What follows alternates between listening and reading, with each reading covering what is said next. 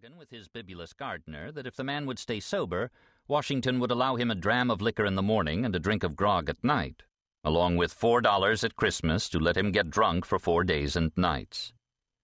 Although Washington was a private citizen, admiring visitors constantly showed up at his door. He kept 100 cows at Mount Vernon, but the crowds came in such numbers that he was forced to buy butter for their meals. With the stream of guests so unrelenting, a year and a half passed before the day that Washington could dine alone with his wife. He would greet everyone courteously and offer refreshment to men and women who were often unfamiliar to him. With strangers, Washington would withdraw to his chambers soon after supper while his guests remained at the table. But when Washington felt entirely comfortable with the company, he might take enough champagne to lower his reserve and get him laughing. To accommodate his new life as his country's most admired citizen, Washington added bedrooms in the attic of the main house and raised the roof for 2 new wings. In leisure moments, he unleashed French hounds, a gift from Lafayette, to chase the gray foxes Washington bred as quarry. A superb horseman, he was hunting 3 days a week until that palled, and he passed his time instead by answering the rising volume of letters. Washington also had to cope with the artists and sculptors who importuned him for a chance to capture his likeness. Protective of his role in history, Washington usually agreed to receive them and showed both respect and curiosity for men with a temperament so different from his own. One of them, Joseph Wright, made busts from face masks, and Washington stretched out reluctantly on a cot to let the artist oil his face and daub it with plaster. But when Martha Washington came into the room unexpectedly, her cry of alarm made Washington smile, which, he said, explained the slight twist to his mouth in Wright's finished statue. Another explanation might have been the false teeth he commissioned from a favorite craftsman named John Greenwood. Obliging as Washington tried to be, he resisted when the eminent French sculptor Jean-Antoine Houdon wanted to depict him in Roman garb. Washington apologized to Jefferson, who had arranged the commission, that although he understood the togas were the taste of connoisseurs, he preferred something more modern. Houdon compromised on a military cloak, but insisted on another life mask. Even though his assistant later dropped the cast, Houdon's finished statue captured Washington's broad brow and firm chin, the straight line of his mouth, and his steady gaze. It also conveyed a trace of the shy diffidence that, despite his public austerity, had won Washington so many admirers. For Martha Washington, 2 children in their household supplied a welcome diversion.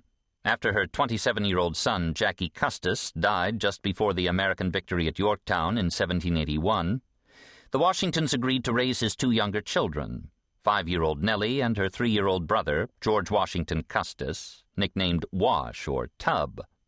Although Washington enjoyed the little folks, he balked at adding one other relative to the household.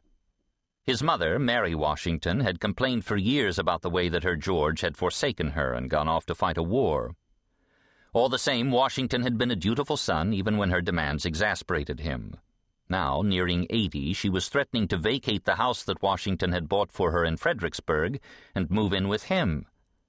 For once, Washington found a value in the assault of visitors on Mount Vernon. He wrote urgently to assure her that the constant hubbub would interfere with the serenity that should be her first concern. Mary Washington accepted that argument and stayed on in Fredericksburg until her death from breast cancer.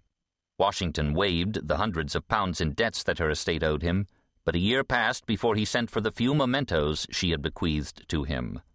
Putting on a black armband of mourning, Washington expressed to his sister a hope that she is translated to a happier place.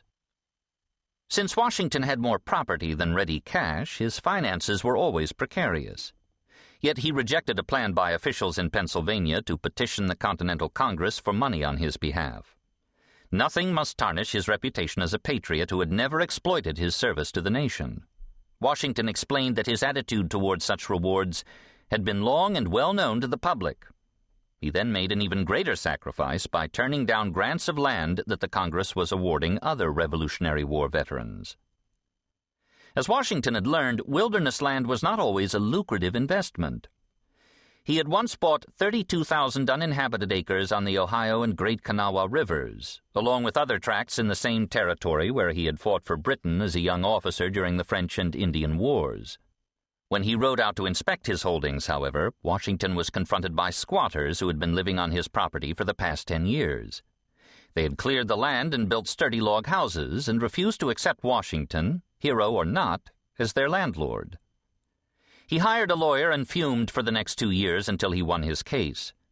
But upon hearing that the squatters were now in my power, Washington declined to distress them further and repeated his earlier offer to rent them the land.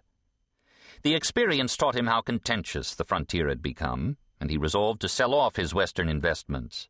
When no buyer was willing to pay 30,000 English guineas for his acreage, Washington was forced to hire an overseer, and that man managed to turn a profit on the land. All the same, Washington's debts forced him to dispose of his accumulated stocks at 1/20th of their face value. In retirement, Washington had begun to keep a squire's diary, usually limited to the day's weather and the condition of his crops. If he recorded the names of his many guests, for example, on Friday, May 20th, 1785, a Mr. Noah Webster came here in the afternoon and stayed the night, Washington seldom bothered with why they had called or what they talked about. In Webster's case, the lexicographer had come to present in person his plan for a new system of government. When James Madison, a Virginia planter in his mid-30s, rode to Mount Vernon to spend a weekend, Washington recorded no more than his arrival and the fact that he had left Monday morning after breakfast. Madison was normally no more expansive than his host, but he had observed Washington attentively during his visit and concluded that the scope of his new projects, including a plan for Virginia and Maryland to join in improving navigation on the Potomac, shows that a mind like his, capable of grand views and which has long been occupied with them, cannot bear a vacancy. Madison also saw that a political crisis confronting the United States could force Washington out of retirement and compel him to address again the great issues of his time. That crisis had been building even before the war ended, but Washington's hopeful nature had persuaded him that the unsettled and deranged state of affairs under the Articles of Confederation would be resolved. In the meantime, he could only suggest electing representatives wisely and supporting their attempts to preserve a union welded among the fractious individual states. But Washington's trip west had reminded him how little was binding one state to another. War had given them a common enemy, but now the country had to base its identity on more than opposition to British rule. Without a common purpose, Western settlers, who were likely to be immigrants, might feel no bond with the original states.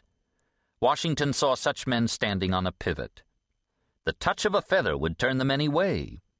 They might even join with the Spanish colonists further down the Mississippi, although at the moment the Spaniards seemed blind to their opportunity. Washington longed for a nation united by high principle. To depend on mere commercial self-interest pointed up a central weakness of the Articles, because one state's dissenting vote could kill any legislation. Not only was unanimous agreement required, but if a state's delegates did not show up for a debate, their absence was recorded as a negative vote. That flaw was proving particularly damaging to tax policy. In 1781, the Continental Congress had tried to pay the interest on the federal debt by levying a 5% tax on all imports. Every state approved the legislation except Rhode Island.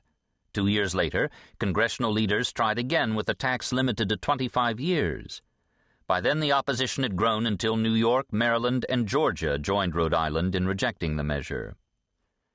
Washington had endorsed those attempts to raise revenue for his army and watched in the following years as deadlocks and inertia grew only worse. "The Confederation appears to me to be little more than a shadow without substance," Washington complained, dismissing the fears of Southerners that they were being dominated by New England. "We are either a united people or we are not," Washington wrote to Madison in 1785. "If we are not, let us no longer act a farce by pretending to be it." Perhaps his countrymen would have to admit that the British had been right all along when they predicted that the American experiment could not last. To Madison, a major shortcoming in the Articles had been setting up the Continental Congress with only one chamber, and then expecting it to act as both legislative and executive branches of government. And he considered the way representation was apportioned to be blatantly unfair.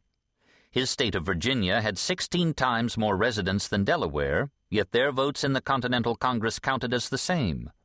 Even to amend the Articles required unanimous agreement by all 13 states.